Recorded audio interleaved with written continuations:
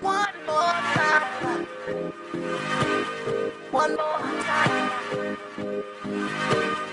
One more time.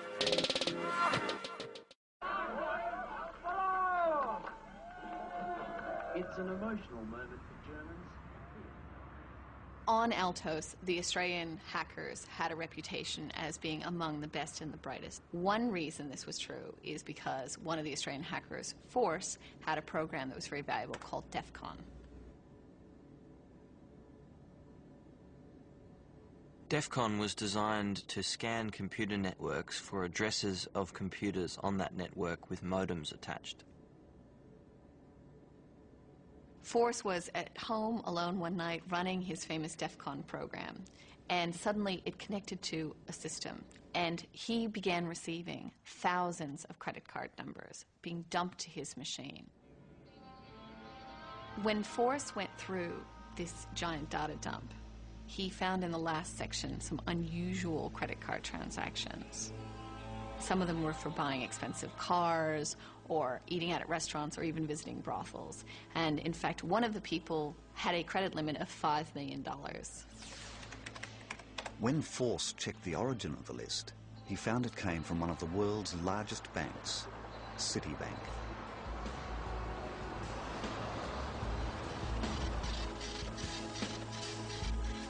Force had a somewhat paternalistic attitude to other hackers in the computer underground in Melbourne, but his favorite protege was Phoenix, and he gave to Phoenix some of the credit card numbers from the Citibank machine. Not long after, Phoenix began breaking into other machines in the Citibank network. There was enough money involved for Citibank to get very edgy, very jumpy. There was enough money involved for them to contact the Secret Service and also the FBI. Most people back in 1988 were not stealing it to sell it. They were stealing it merely to prove that they could get to sensitive information. And the only way to get to the bottom of those things, because a lot of them were international and not U.S. based, and a lot of them came out of Australia, was that you had to have a great working relationship with the Australian Federal Police. At that particular time, there was no law in Australia directly relating to computer crime. There was really very little the Federal Police could do other than take it on board as an intelligence probe to try and find out the facts and report to government that perhaps there was a problem with lack of legislation. The original file that came in complaining about this was made up, and because we didn't have the people, we didn't have the expertise, we didn't have the knowledge, it was left and forgotten about.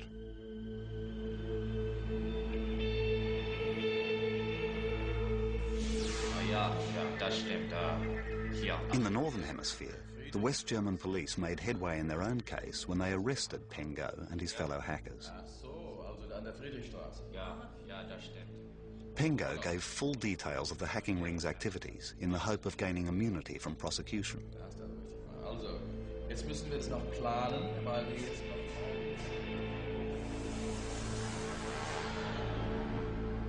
The German case made the Australian hackers very worried.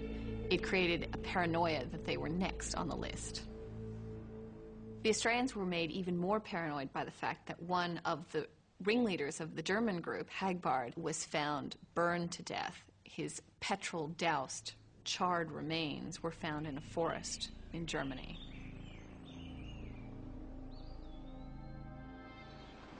In January, 2 articles appeared in the Australian newspaper, one of them claiming that Australian hackers had stolen $500,000 from Citibank. There were particular hackers named in these articles, including Electron and Phoenix. The Victorian police investigated the allegations and found them to be untrue.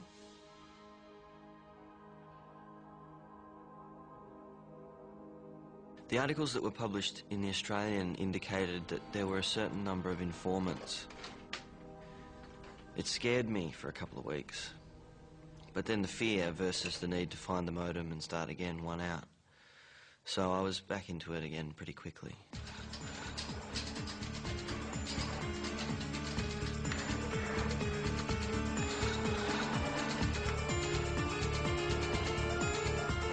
probably had about 100 cases going over a 2 to 3 year period.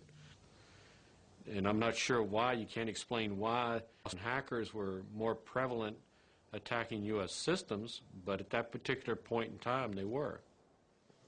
The situation, Madam Speaker, is quite clear. Responding to increased pressure from US authorities, the Australian government enacted the first federal computer crime laws. The legislation specified stiff penalties, ranging from hefty fines to 10 years imprisonment. The Australian Federal Police now had the authority to act. When the legislation came through, I was asked to set up a computer crime unit using the existing people within the physical computer area and then bringing in other people who were investigators. The AFP had a very low computer literacy at that point in time. We're talking about people still using typewriters. It was still the carbon paper days. And so the unknown element of what computers were resulted in a very low opinion of people. They say, well, I don't use computers. It's not important. Most of the other colleagues, most of the other people at my level thought it was a bit of a wank and that I should be out there investigating real crime. Initially, we had to borrow computers. We borrowed computers from banks, computers they didn't need, older ones. We had to borrow quite a bit of equipment from anybody we could speak nicely to at the time. From the investigator's point of view, it was a very steep learning curve. Most of us had computers, our own computer, but we would not have known what would happen if we lifted up the bonnet and had a look inside. Okay, so what we've got here is a main cord going in. Make sure you remember. It's very difficult, just trying to work out what all these brand new terms were. I had a difficulty early in the piece of just understanding what is now, I suppose, the internet. How did it work? Who paid for it? Why could you get over to the United States and it wouldn't cost you a penny? The new legislation sent shockwaves through the underground community. While many chose to lay low, one unknown hacker was about to focus the international spotlight on hacking.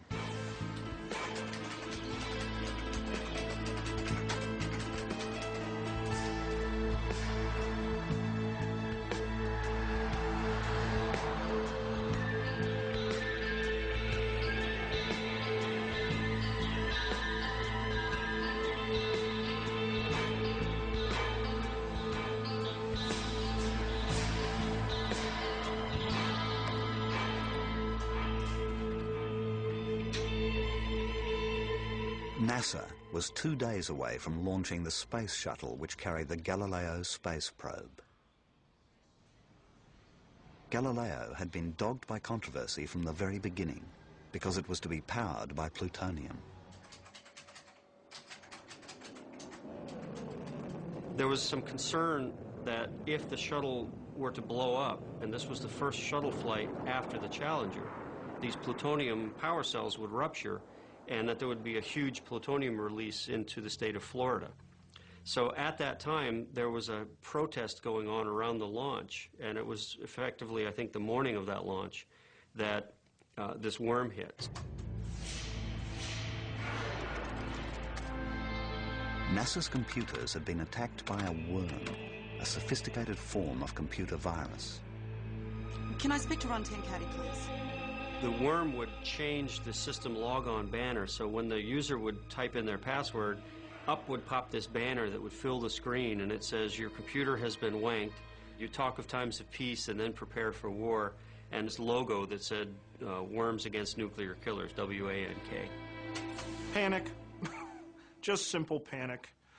What happened initially was that there were a lot of